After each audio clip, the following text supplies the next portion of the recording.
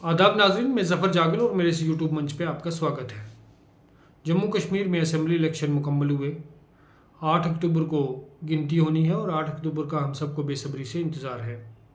आज मैं इस वीडियो में आप लोगों को बताने की कोशिश करूँगा कि पुंछ राजौरी की 8 सीटों पर क्या नतीजे रहने वाले हैं और हमारा अनुमान क्या कहता है।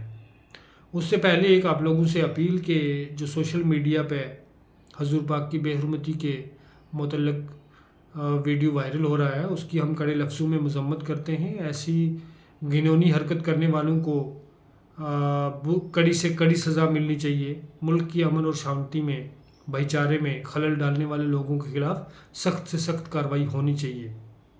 लेकिन सत्ताधारी पार्टी के जितने भी नुमाइंदगान हैं जम्मू कश्मीर में और मौजूदा के पिछले कई हालिया दिनों में जिन लोगों ने पार्टी ज्वाइन की और ये तर्क देते थे कि जी हम पार्टी के अंदर रहकर ऐसे लोगों की मुखालफत कर सकते हैं, मुझे लगता है अभी तक किसी ने हिम्मत नहीं की या उन्हें इजाज़त नहीं या उनका ईमान गवाही नहीं देता कि वे ऐसी बात कर सकते। लेकिन उन लोगों का ये फ़र्ज़ बनता है, उन लोगों का ये दायित्व बनता है कि ऐसे लोगों के ख़िलाफ़ आवाज़ उठाएं। अब ये अल्लाह उनको हिम्मत दे या उनके ईमान की कुव्वत उनको बख्शे कि वो इस बात पे बोलें और ऐसे लोगों को सख्त से सख्त सज़ा दिलवाएं। अलबत्ता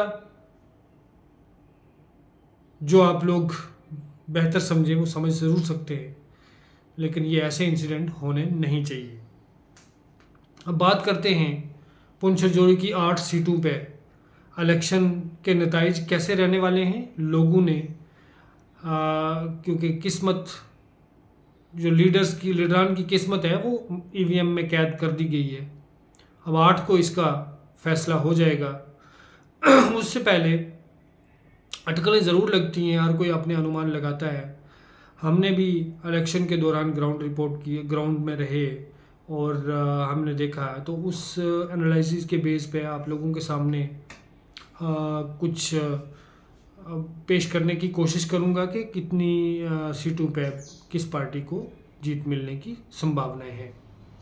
सबसे पहले बात करते हैं हम पुंछ की 3 असेंबली कंस्टिट्यूंसीज की। तो सबसे पहले बात करते हैं मेंढर की। मेंढर में 5 बड़ी शख्सियतें आमने सामने थीं।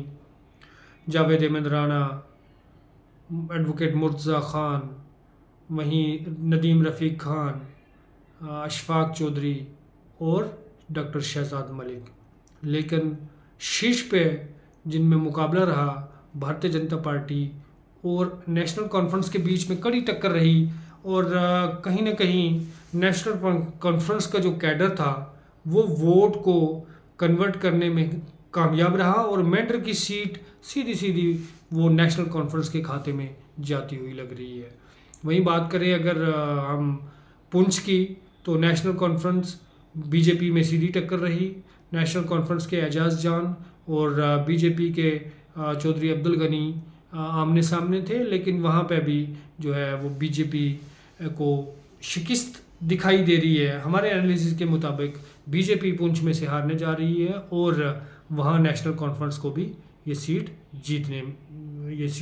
नेशनल कॉन्फ्रेंस की झोली में जा सकती है। बात करते हैं सुनकोट की। सुनकोट में इंडिपेंडेंट कैंडिडेट मोहम्मद अकरम चौधरी थे, वहीं बीजेपी की तरफ से सैयद मुश्ताक बुखारी थे और इंडियन नेशनल कांग्रेस की तरफ से शाहनवाज चौधरी। बड़े दुख और अफसोस की बात है कि सैयद मुश्ताक बुखारी साहब का इंतकाल हो गया, अल्लाह ताला उन्हें जन्नत नसीब फरमाए। लेकिन यहाँ पे जो मुकाबला रहा वो कड़ा मुकाबला चौधरी मोहम्मद अकरम और बीजेपी के बीच में रहा। सुनकोट की सीट पे कहीं ना कहीं बीजेपी अपना दावा ज़रूर जमा रही है, लेकिन हमारे अनुमान के मुताबिक सुनकोट की सीट चौधरी मोहम्मद अकरम वो जो है लेने में कामयाब रहेंगे। सुनकोट की सीट चौधरी मोहम्मद अकरम के खाते में जाती हुई ज़रूर लग रही है।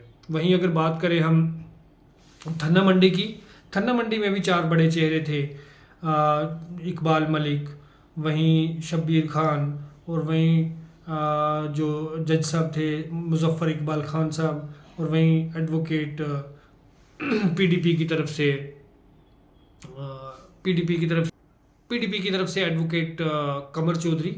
चारों में काफ़ी टक्कर देखने को मिली, लेकिन यहाँ पे थन्ना मंडी जो सीट है इस पे बीजेपी भी मद्दे मुकाबल ज़रूर रही, लेकिन यहाँ से पीडीपी के निकलने के चांसेस ज़्यादा हैं। तो ये सीट थन्ना मंडी वाली पीडीपी के खाते में जाती हुई दिखाई दे रही है।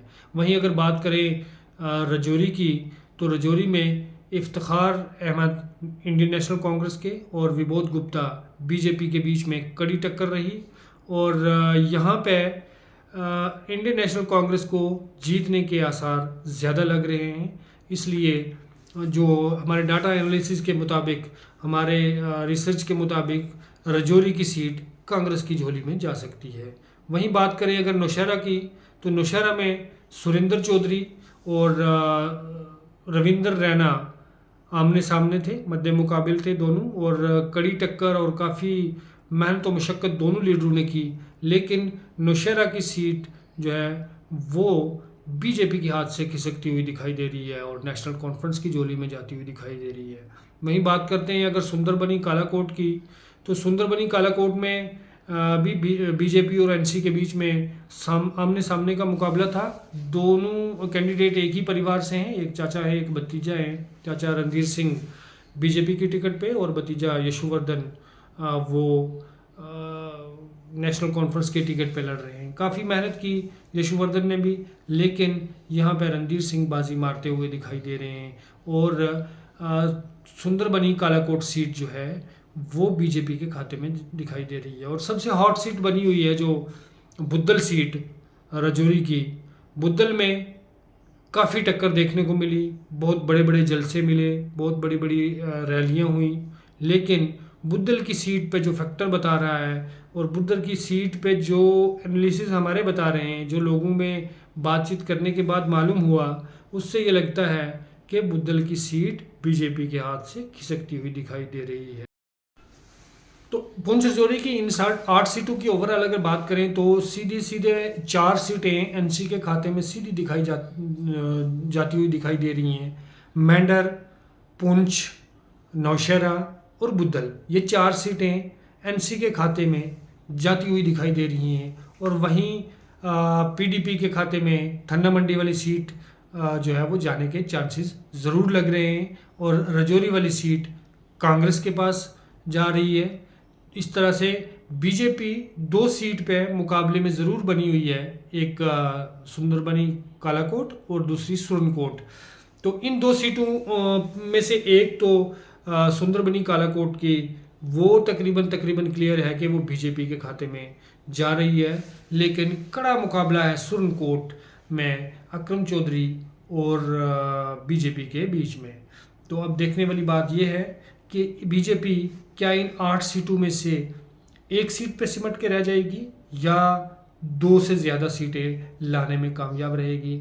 लेकिन फ़िलहाल जो हमारी रिसर्च है, जो एनालिसिस है, उसमें 4 सीटें सीधा नेशनल कॉन्फ्रेंस को जा रही हैं, एक इंडियन नेशनल कांग्रेस को, और जो है एक सीट पीडीपी को, और 2 सीट पे, 2 में से एक तो क्लियर है, लेकिन एक सीट पे काफ़ी पैच फंसा हुआ है कि वो बीजेपी के खाते में जाएगी या इंडिपेंडेंट के खाते में।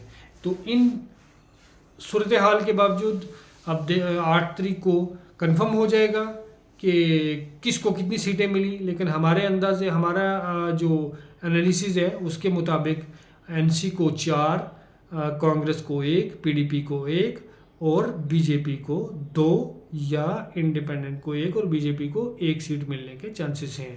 हमारे साथ बने रहिए, अगले वीडियो में हम आपसे ज़रूर मुलाकात करते हैं। तब तक के लिए इजाज़त दीजिए, खुदा हाफिज़।